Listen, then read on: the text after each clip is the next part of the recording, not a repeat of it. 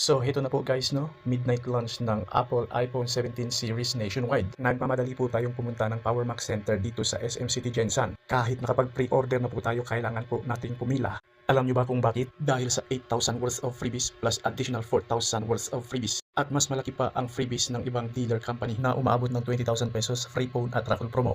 Yan ang dahilan kung bakit ito ay dinadagsa. So habang naghihintay ay may pinamimigay silang mga drinks and snack. Kaya hindi ka maiinip at magugutom. And time check, 11:57 PM. Countdown time mga kawitar.